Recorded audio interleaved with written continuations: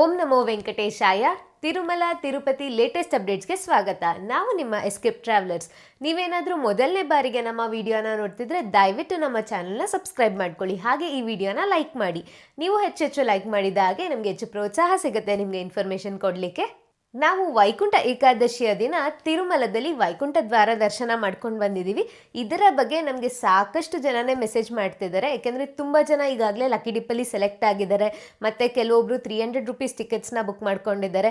So ಇವರಿಗೆಲ್ಲ ತುಂಬಾ doubts ಇದೆ. ಪ್ರತಿಯೊಬ್ಬರು ಕೂಡ ನಮಗೆ ದರ್ಶನ ಹೇಗಾಯಿತು, ದರ್ಶನಕ್ಕೆ ಎಷ್ಟು ಸಮಯ ಹಿಡಿತಿದೆ, ತಿರುಮಲದಲ್ಲಿ ರೂಮ್ಸ್ ಹೇಗೆ ತೊಗೋಬೇಕು, ಲಾಕರ್ಸ್ ಎಲ್ಲಿ ತೊಗೋಬೇಕು ಅನ್ನುವ ಎಲ್ಲ ಮಾಹಿತಿನ ಕೇಳ್ತಿದ್ದಾರೆ. ನಾವು ಈಗಾಗಲೇ ತುಂಬ ಜನಕ್ಕೆ ಮೆಸೇಜಲ್ಲಿ ರಿಪ್ಲೈ ಮಾಡ್ತಿದ್ದೀವಿ.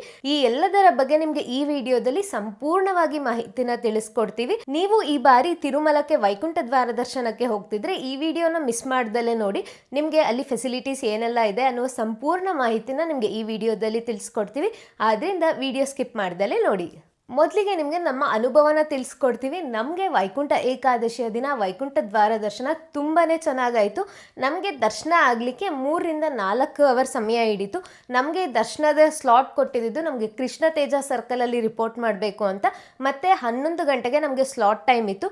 ನಾವು 10 ಗಂಟೆಗೆ ಕರೆಕ್ಟಾಗಿ ನಾವು ಕ್ಯೂ ಲೈನ್ಗೆ ಜಾಯ್ನ್ ಆದ್ವಿ. ದರ್ಶನದ ಕ್ಯೂ ಲೈನ್ಸ್ಗೆ ನಮಗೆ ತುಂಬ ಕಡೆನೇ ಚೆಕಿಂಗ್ ಇರುತ್ತೆ. ನಿಮ್ಮ ಆಧಾರ್ ಕಾರ್ಡು ಮತ್ತು ನಿಮ್ಮ ಟಿಕೆಟ್ ನೀವು ಕೈಯಲ್ಲೇ ಇಟ್ಕೊಂಡಿರ್ಬೇಕಾಗತ್ತೆ. ನಮಗೆ 3-4 ಕಡೆ ನಮ್ಮ ಒಂದು ದರ್ಶನದ ಟಿಕೆಟು ಮತ್ತು ಆಧಾರ್ ಕಾರ್ಡ್ನ ಚೆಕ್ ಮಾಡ್ತಾರೆ. ಚೆಕ್ ಮಾಡಿಬಿಟ್ಟು ನಮಗೆ ಒಳಗೆ ಬಿಡ್ತಾರೆ. ನಾವು ಹತ್ತತ್ರ 2 ಕಿಲೋಮೀಟರ್ ಕ್ಯೂ ಲೈನಲ್ಲೇ ನಡಿಬೇಕಾಗಿರುತ್ತೆ. ಕ್ರೌಡ್ ಮ್ಯಾನೇಜ್ಮೆಂಟ್ಗೋಸ್ಕರ ಕ್ಯೂ ಲೈನ್ ತುಂಬಾ ದೊಡ್ಡದಾಗಿ ಮಾಡಿದ್ದಾರೆ. ಸೊ ಅದರಲ್ಲಿ ನಡ್ಕೊಂಡು ಹೋದ್ಮೇಲೆ ನಮ್ಮ ಟಿಕೆಟ್ಸ್ನ ಚೆಕ್ ಮಾಡ್ತಾರೆ. ಮತ್ತು ನಿಮ್ದೇನಾದರೂ ಫೋನ್ ಆಗಿರ್ಬೋದು, ಲಗೇಜ್ ಏನಾದರೂ ಇದ್ದರೆ ನೀವು ಅಲ್ಲಿ ಡೆಪಾಸಿಟ್ ಮಾಡ್ಬೋದಾಗಿರುತ್ತೆ. ಡೆಪಾಸಿಟ್ ಮಾಡಿಬಿಟ್ಟು ನಿಮ್ಮ ಟಿಕೆಟ್ಸ್ನ ನೀವು ಸ್ಕ್ಯಾನ್ ಮಾಡಿಸ್ಕೊಂಡು ನೀವು ದರ್ಶನಕ್ಕೆ ಹೋಗ್ಬೋದು. ದರ್ಶನಕ್ಕೆ ನಾವು ಹೋದ ನಂತರ ನಮಗೆ ಕಂಪಾರ್ಟ್ಮೆಂಟಲ್ಲಿ ಕೂರಿಸಿದ್ರು. ನಾವು 10:30ಗೆ ಕಂಪಾರ್ಟ್ಮೆಂಟ್ಗೆ ಹೋದರೆ ನಮಗೆ 12:15 ಹಂಗೆ ದರ್ಶನಕ್ಕೆ ಅಲೋ ಮಾಡಿದ್ರು.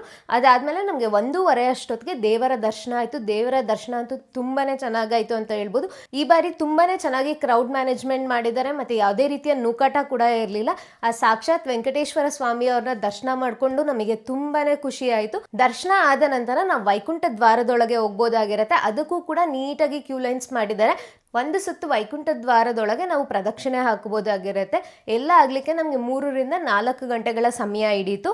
ಇನ್ನು ದೇವಸ್ಥಾನದ ಒಳಗೆ ನಮಗೆ ತುಂಬಾ ಚೆನ್ನಾಗಿ ಹೂವಿನ ಅಲಂಕಾರ ಮಾಡಿದ್ದಾರೆ. ಅದು ನೋಡಲಿಕ್ಕೆ 2 ಕಣ್ಣು ಸಾಲದು ಅಂತ ಹೇಳ್ಬೋದು. ಅಷ್ಟು ಅದ್ಭುತವಾಗಿ ನಮಗೆ ಹೂವಿನ ಅಲಂಕಾರ ಮಾಡಿದ್ದಾರೆ ದೇವಸ್ಥಾನದ ಒಳಗೆ. ಎಲ್ಲ ಕಡೆ ಕೂಡ ನಮಗೆ ದೇವಸ್ಥಾನದ ಹೊರಗಡೆ ಲೈಟಿಂಗ್ ಅರೇಂಜ್ಮೆಂಟ್ ಮಾತ್ರ ತುಂಬಾ ಚೆನ್ನಾಗಿದೆ. ನೀವು ಸಾಯಂಕಾಲ ದೇವಸ್ಥಾನದ ಹತ್ರ ಹೋದ್ರೆ ನೀವು ಈ ಲೈಟಿಂಗ್ಸ್ನೆಲ್ಲ ನೋಡ್ಬೋದಾಗಿರುತ್ತೆ. ತುಂಬಾ ಚೆನ್ನಾಗಿದೆ ಅಂತ ಹೇಳ್ಬೋದು. ಇನ್ನು ಈಗಾಗಲೇ ವೈಕುಂಠ ಏಕಾದಶಿ ದಿನ ಮತ್ತು ಮುಕ್ಕೋಟಿ ದ್ವಾದಶಿ ದಿನ ಯಾರೆಲ್ಲ ಲಕ್ಕಿ ಡಿಪ್ಪಲ್ಲಿ ಸೆಲೆಕ್ಟ್ ಆಗಿದ್ದಾರೆ ಅವ್ರಿಗೆ ದರ್ಶನ ಆಗಲಿಕ್ಕೆ 3 ರಿಂದ 5 ಗಂಟೆಗಳ ಸಮಯ ಹಿಡಿದಿದೆ. ಇನ್ನು ನೀವೇನಾದರೂ ಇವತ್ತು ಜನವರಿ 1 ಹೋಗ್ತಿದ್ರು ಕೂಡ ನಿಮಗೆ ಈ ಸಮಯದಲ್ಲಿ ದರ್ಶನ ಆಗುವ ಚಾನ್ಸಸ್ ಇದೆ. 3 ರಿಂದ 5 ಅವರಲ್ಲಿ ನಿಮಗೆ ಆರಾಮಾಗಿ ದರ್ಶನ ಆಗುತ್ತೆ. ಈ 3 ದಿನಗಳ ಕಾಲ ನಮಗೆ ಬೇರೆ ಯಾವುದೇ ರೀತಿಯ ಟಿಕೆಟ್ಸ್ ಇರಲಿಲ್ಲ. ಅಂದರೆ 300 ರೂಪೀಸ್ ಟಿಕೆಟ್ಸ್ ಇರಲಿಲ್ಲ, ಶ್ರೀವಾಣಿ ಟ್ರಸ್ಟ್ ಟಿಕೆಟ್ಸ್ ಇರಲಿಲ್ಲ, ಸರ್ವದರ್ಶನ ಇರಲಿಲ್ಲ, ಯಾವುದೇ ರೀತಿಯ ಟಿಕೆಟ್ಸ್ ಇರಲಿಲ್ಲ.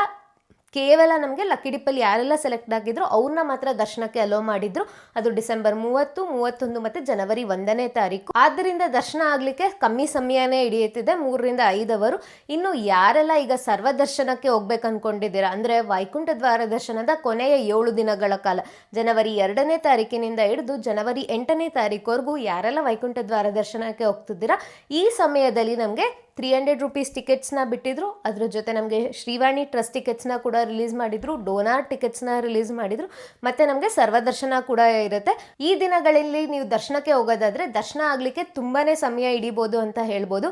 ಏಕೆಂದರೆ ಈಗ ಯಾವುದೇ ಟಿಕೆಟ್ಸ್ ಇಲ್ಲದೇ ನಮಗೆ 3 to 4 ಅವರ್ಸ್ ದರ್ಶನಕ್ಕೆ ಆಗ್ತದೆ. ಇನ್ನು ಸರ್ವದರ್ಶನ 300 ಎಲ್ಲನೂ ಅಲೋ ಮಾಡುವಾಗ ನಮಗೆ ದರ್ಶನ ಆಗಲಿಕ್ಕೆ ಮಿನಿಮಮ್ ಆದರೆ 8 ರಿಂದ 10 ಗಂಟೆಗಳ ಸಮಯ ಹಿಡಿಯುವ ಚಾನ್ಸಸ್ ಇದೆ. ಇನ್ನು TTD ಅವ್ರು ಹೇಳ್ದಂಗೆ ಜನವರಿ 2ನೇ ತಾರೀಕಿನಿಂದ ಸರ್ವದರ್ಶನ ಸ್ಟಾರ್ಟ್ ಮಾಡ್ತಾರೆ. ನೀವೇನಾದರೂ ಸರ್ವದರ್ಶನಕ್ಕೆ 2ನೇ ತಾರೀಕು ಹೋಗ್ತಿದ್ರೆ ನಮಗೆ ಇವತ್ತು ಮಧ್ಯರಾತ್ರಿನೇ ಸರ್ವದರ್ಶನ ಸ್ಟಾರ್ಟ್ ಮಾಡುವ ಎಲ್ಲ ಚಾನ್ಸಸ್ ಇದೆ. ಮಧ್ಯರಾತ್ರಿ 1 ಗಂಟೆ ಅಥವಾ 2 ಗಂಟೆಗೆ ನಮಗೆ ಸರ್ವದರ್ಶನ ಸ್ಟಾರ್ಟ್ ಮಾಡ್ಬೋದು ಕ್ಯೂ ಲೈನ್ಸ್ನ. ನೀವು ವೈಕುಂಠಂ ಕ್ಯೂ ಕಾಂಪ್ಲೆಕ್ಸ್ 2 ಮುಖಾಂತರ ಹೋಗ್ಬಿಟ್ಟು ಸರ್ವದರ್ಶನದ ಕ್ಯೂ ಲೈನ್ಸ್ಗೆ ಜಾಯಿನ್ ಆಗ್ಬೋದು. ನಿಮಗೆ ದರ್ಶನ ಆಗಲಿಕ್ಕೆ 10 ರಿಂದ 15 ಗಂಟೆಗಳ ಸಮಯ ಹಿಡಿಬೋದಾಗಿರುತ್ತೆ. ಈ ಸರ್ವದರ್ಶನದ ಬಗ್ಗೆ ಇನ್ನೂ ನಮಗೆ ಅಪ್ಡೇಟ್ಸ್ ಬಂದರೆ ನಾವು ನಿಮಗೆ ತಿಳಿಸ್ಕೊಡ್ತೀವಿ. ಇನ್ನು ಯಾರೆಲ್ಲ ಈಗ ಜನವರಿ 1ನೇ ತಾರೀಕು ಹೋಗ್ತಿದ್ದೀರಾ, ನಿಮಗೆ ರೂಮ್ಸ್ ಬೇಕು ಅಂದರೆ ಯಾರಿಗೆಲ್ಲ ಲಕ್ಕಿ ಡಿಪ್ಪಲ್ಲಿ ಸೆಲೆಕ್ಟ್ ಆಗಿದೆ ಅವ್ರಿಗೆ CRO ಆಫೀಸಲ್ಲಿ ದರ್ಶನದ ಟಿಕೆಟ್ಸ್ನ ತೋರಿಸಿದ್ರೆ ರೂಮ್ಸ್ನ TTD ಅವರು ಅಲಾಟ್ ಮಾಡ್ತಿದ್ದಾರೆ. ಅದ್ರ ಜೊತೆಗೆ ನೀವು ಲಾಕರ್ ಕೂಡ ತಗೋಬಹುದು. ಲಾಕರ್ ತಗೊಳ್ಳಿಕ್ಕೂ ಕೂಡ ಈ 3 ದಿನಗಳ ಕಾಲ ನಮಗೆ ದರ್ಶನದ ಟಿಕೆಟ್ಸ್ನ ತೋರಿಸೋದು ಕಂಪಲ್ಸರಿ ಆಗಿರುತ್ತೆ. ಇನ್ನು ಜನವರಿ 2ನೇ ತಾರೀಕಿನಿಂದ ಯಾರೆಲ್ಲ ತಿರುಮಲಕ್ಕೆ ಹೋಗ್ತಿದ್ದೀರಾ, ನಿಮಗೆ ರೂಮ್ಸ್ ಬೇಕು ಅಂದರೆ ನೀವು ಆಫ್ಲೈನಲ್ಲಿ CRO ಆಫೀಸ್ ಹತ್ರ ಹೋಗ್ಬಿಟ್ಟು ನಿಮ್ಮ ಒಂದು ಆಧಾರ್ ಕಾರ್ಡ್ ಮತ್ತು ಮೊಬೈಲ್ ನಂಬರ್ ಕೊಟ್ಟು ರಿಜಿಸ್ಟ್ರೇಷನ್ ಮಾಡಿಕೊಂಡ್ರೆ ನಿಮ್ಗೆ ರೂಮ್ ಸಿಗುತ್ತೆ. ಈ 7 ದಿನಗಳ ಕಾಲ ಟಿಕೆಟ್ಸ್ ಕೇಳುವ ಚಾನ್ಸಸ್ ತುಂಬಾ ಕಮ್ಮಿ ಇದೆ. ಏಕೆಂದರೆ ಸರ್ವದರ್ಶನಕ್ಕೂ ಕೂಡ ಭಕ್ತರನ್ನ ಅಲೋ ಮಾಡ್ತಿದ್ದಾರಲ್ಲ, ಆದ್ದರಿಂದ ದರ್ಶನದ ಟಿಕೆಟ್ ಕೇಳುವ ಚಾನ್ಸಸ್ ತುಂಬಾ ಕಮ್ಮಿ ಇದೆ. ನೀವು CRO ಆಫೀಸ್ ಹತ್ರ ಇನ್ ಕೇಸ್ ದರ್ಶನದ ಟಿಕೆಟ್ಸ್ ಕೇಳ್ತಿಲ್ಲ ಅಂದರೆ ನೀವು ಅಲ್ಲೋಗಿ ರೂಮ್ಸ್ಗೆ ರಿಜಿಸ್ಟ್ರೇಷನ್ ಮಾಡ್ಕೋಬೋದು. ನೀವೇನಾದರೂ ವಯಸ್ಸಾದವರು ಮತ್ತು ಚಿಕ್ಕ ಮಕ್ಕಳನ್ನ ನಿಮ್ಮ ಜೊತೆ ಕರ್ಕೊಂಡು ಹೋಗ್ತಿದ್ದೀರಾ ಅಂದರೆ ಆದಷ್ಟು ತಿರುಪತಿಯಲ್ಲಿ ನೀವು ಪ್ರೈವೇಟ್ ರೂಮ್ಸ್ನ ಬುಕ್ ಮಾಡ್ಕೊಂಡು ಹೋಗಿ. ಏಕೆಂದರೆ ತಿರುಮಲದಲ್ಲಿ ನೀವು ಆಫ್ಲೈನ್ ರೂಮ್ಸ್ಗೂ ಕೂಡ 2 ಅಥವಾ 3 ಗಂಟೆಗಳ ಸಮಯ ಕ್ಯೂ ಲೈನಲ್ಲಿ ನಿಂತ್ಕೋಬೇಕಾಗುತ್ತೆ. ಮತ್ತು ಅದರಲ್ಲೂ ಅವೈಲೇಬಿಲಿಟಿ ಖಾಲಿ ಆದರೆ ನಿಮಗೆ ಮತ್ತೆ ರೂಮ್ಸ್ ಕೂಡ ಸಿಗೋದಿಲ್ಲ. ಆದಷ್ಟು ತಿರುಪತಿಯಲ್ಲಿ ಯಾವುದಾದ್ರೂ ಪ್ರೈವೇಟ್ ರೂಮ್ ಇದ್ದರೆ ನೀವು ಅದನ್ನು ಬುಕ್ ಮಾಡಿಕೊಂಡು ನೀವು ಅಲ್ಲಿ ಫ್ರೆಶ್ ಅಪ್ ಆಗಿಬಿಟ್ಟು ದರ್ಶನಕ್ಕೆ ಹೋಗಲಿಕ್ಕೆ ಟ್ರೈ ಮಾಡಿ. ಯಾರೆಲ್ಲ ಸಿಂಗಲ್ ಟಿಕೆಟ್ಸ್ ಬುಕ್ ಮಾಡ್ಕೊಂಡಿರ್ತೀರಾ ಅಥವಾ ಬ್ಯಾಚುಲರ್ಸ್ ಇರ್ತೀರಾ, ನಿಮಗೆ ಆಫ್ಲೈನಲ್ಲಿ ಕೂಡ ರೂಮ್ಸ್ ಕೊಡೋದಿಲ್ಲ. ನಿಮ್ದೇನಾದರೂ 2 ಟಿಕೆಟು ಅಥವಾ 3 ಟಿಕೆಟ್ ಅಥವಾ ನೀವು ಫ್ಯಾಮಿಲಿ ಜೊತೆ ಇದ್ದರೆ ಮಾತ್ರ ನಿಮಗೆ ರೂಮ್ಸ್ ಅಲಾಟ್ ಮಾಡ್ತಾರೆ ಆಫ್ಲೈನಲ್ಲಿ. ಇನ್ನು ನೆಕ್ಸ್ಟ್ ನಾವು ಲಾಕರ್ಸ್ ಫೆಸಿಲಿಟಿಗೆ ಬಂದರೆ ತಿರುಮಲದಲ್ಲಿ ನಮಗೆ 3 ರಿಂದ 4 ಕಡೆ ಲಾಕರ್ಸ್ ಫೆಸಿಲಿಟಿ ಇದೆ. ಅದರಲ್ಲಿ ಮೇಯ್ನ್ ಆಗಿ ನಮಗೆ ಹೊಸದಾಗಿ ಓಪನ್ ಆಗಿರುವ PAC5 ಅಂದರೆ ವೆಂಕಟಾದ್ರಿ ನಿಲಯಂ, ಇಲ್ಲಿ ನಮಗೆ ತುಂಬಾ ಲಾಕರ್ಸ್ ಅವೈಲೇಬಲ್ ಇರುತ್ತೆ. ನೀವು ಬಸ್ಸಲ್ಲಿ ತಿರುಪತಿಯಿಂದ ತಿರುಮಲಕ್ಕೆ ಹೋಗ್ತಿದ್ರೆ ಬಸ್ ನಮಗೆ ವೆಂಕಟಾದ್ರಿ ನಿಲಯಂ ಹತ್ರನೇ ಸ್ಟಾಪ್ ಕೊಡ್ತಾರೆ. ಸೊ ನೀವು ಫಸ್ಟ್ ಅಲ್ಲೇ ಲಾಕರ್ಸ್ನ ಚೆಕ್ ಮಾಡ್ಬೋದು. ಅಲ್ಲಿ ಅವೈಲೇಬಿಲಿಟಿ ಇದ್ದರೆ ನೀವು ಅಲ್ಲೇ ಲಾಕರ್ ತೊಗೋಬೋದು. ಈ ವೆಂಕಟಾದ್ರಿ ನಿಲಯಮಲ್ಲಿ ನಮಗೆ ಲಿಫ್ಟ್ ಫೆಸಿಲಿಟಿ ಇದೆ, ಅದ್ರ ಜೊತೆಗೆ ಅನ್ನಪ್ರಸಾದ ಕೂಡ ಇದೆ ಮತ್ತು ಕಲ್ಯಾಣ ಕಟ್ಟ ಕೂಡ ಇದೆ.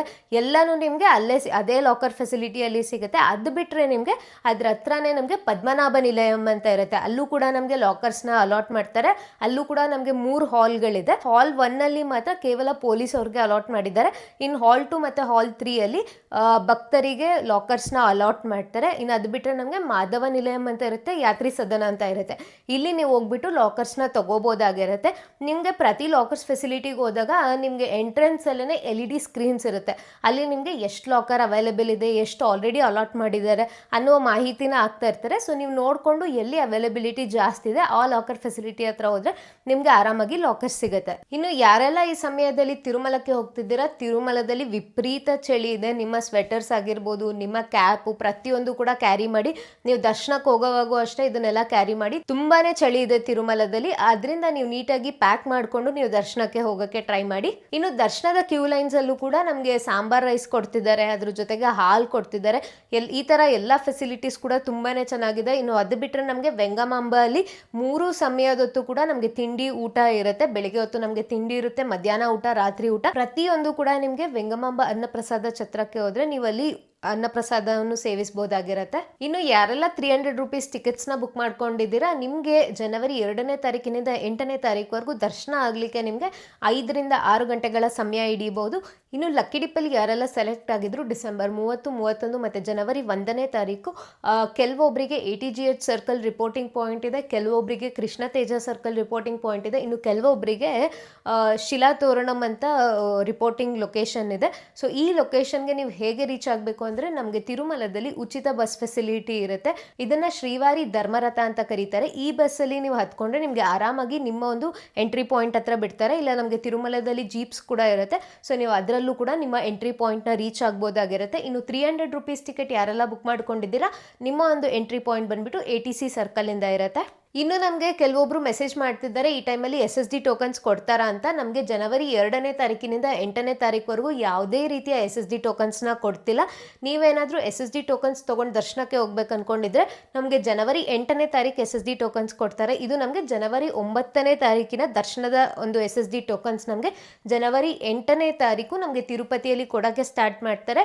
ಇದನ್ನು ಎಂದಿನಂತೆ ನಮಗೆ ತಿರುಪತಿಯಲ್ಲಿ 3 ಜಾಗದಲ್ಲಿ ಕೊಡ್ತಾರೆ. ಒಂದು ಬಸ್ ಸ್ಟ್ಯಾಂಡ್ ಹತ್ರ ಇರುವ ಶ್ರೀನಿವಾಸಂ ಕಾಂಪ್ಲೆಕ್ಸ್, ಇನ್ನೊಂದು ರೈಲ್ವೆ ಸ್ಟೇಷನ್ ಹತ್ರ ಇರುವ ವಿಷ್ಣು ನಿವಾಸಂ, ಮತ್ತೊಂದು ಜಾಗ ಬಂದ್ಬಿಟ್ಟು ಅಲಿಪಿರಿ ಲಿಂಕ್ ರೋಡ್ ಹತ್ರ ಇರುವ ಭೂದೇವಿ ಕಾಂಪ್ಲೆಕ್ಸ್. ಮಧ್ಯಾಹ್ನ 12 ಗಂಟೆ ಅಥವಾ 1 ಗಂಟೆಗೆ ನಮಗೆ SSD ಟೋಕನ್ಸ್ ನ ಕೊಡಕ್ಕೆ ಸ್ಟಾರ್ಟ್ ಮಾಡ್ತಾರೆ. ಇನ್ನು ಇದಾಗಿತ್ತು ಇವತ್ತಿನ ಇನ್ಫಾರ್ಮೇಶನ್. ಈ ವಿಡಿಯೋದಲ್ಲಿ ನಿಮಗೆ ವೈಕುಂಠ ದ್ವಾರ ದರ್ಶನದ ಬಗ್ಗೆ ಸಂಪೂರ್ಣ ಮಾಹಿತಿ ಸಿಕ್ಕಿದೆ ಅಂತ ಅನ್ಕೊಂಡಿದೀವಿ. ಇದೇ ರೀತಿ ಇನ್ನೂ ಹೆಚ್ಚಿನ ತಿರುಮಲದ ಮಾಹಿತಿಗಾಗಿ ನಮ್ಮ ಚಾನೆಲ್ನ ಸಬ್ಸ್ಕ್ರೈಬ್ ಮಾಡ್ಕೊಳ್ಳಿ. ಹಾಗೆ ನಮ್ಮ ವಾಟ್ಸ್ಆಪ್ ಗ್ರೂಪ್ ಮತ್ತು ವಾಟ್ಸ್ಆಪ್ ಚಾನೆಲ್ನ ಕೂಡ ಜಾಯಿನ್ ಆಗಿ. ನಮಸ್ಕಾರ. ಓಂ ನಮೋ ವೆಂಕಟೇಶಾಯ.